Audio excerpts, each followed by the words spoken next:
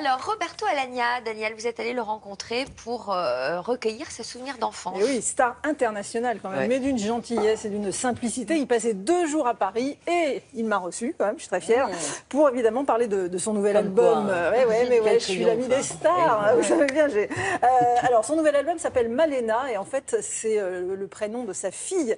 Figurez-vous qu'il vient d'être papa il y a 2 ans, en même temps pratiquement que d'être grand-père. Donc ça lui a donné un coup de jeune, vous allez voir. Il est pratiquement méconnaissable, blond, enfin vous allez voir. Le nouveau look, nouvel album. Et le parcours du petit Roberto commence dans un garage de la banlieue parisienne où il vivait avec ses parents, ses frères et ses sœurs. Wow, c'était vraiment le bonheur malgré la pauvreté et le racisme. On voit tout ça en images.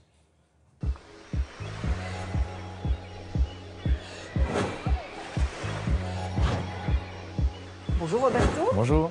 Merci d'avoir accepté de parcourir ces parfums d'enfance. En quelques mots, cette enfance, vous la définiriez comment?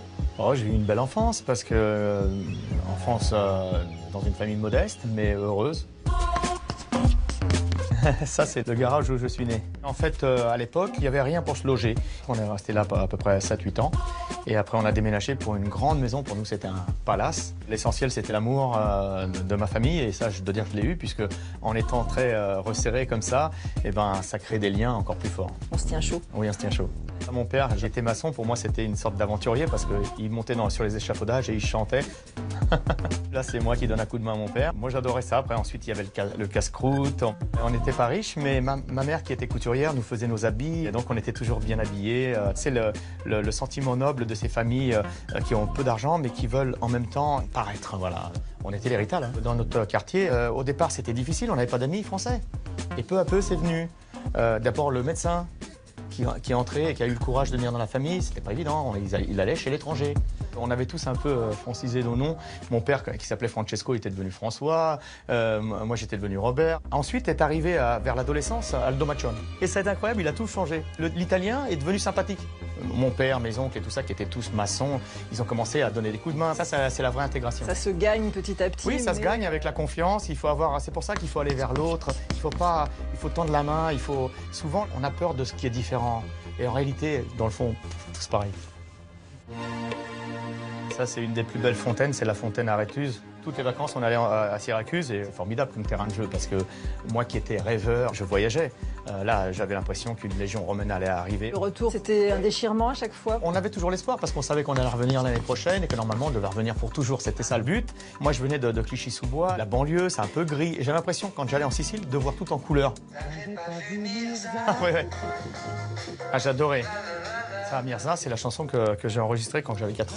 Et j'adorais Nino Ferrer. Il était en avance sur son temps, il avait un humour, et puis c'était comme moi, il avait les deux cultures.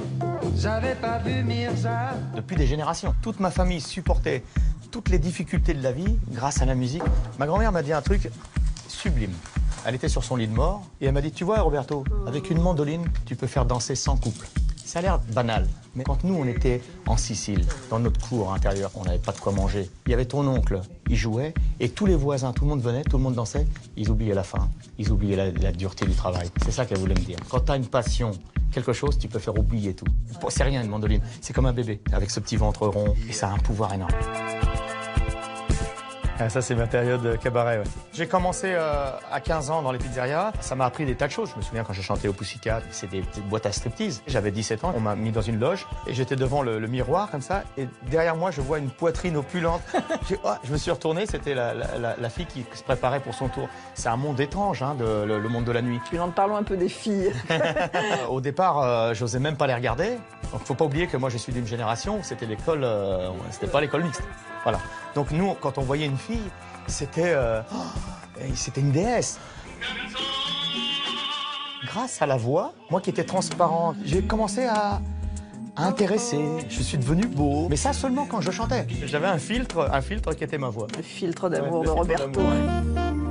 Aujourd'hui, il m'avait fait passer un bon moment parce que même si là vous me mettez des images, moi j'ai les miennes d'images. Et donc je les retrouve et ça me fait un plaisir fou. J'ai des tas d'images, des mots de par-ci par-là, des gens qui sont plus là. Et voilà, donc vous m'avez ému.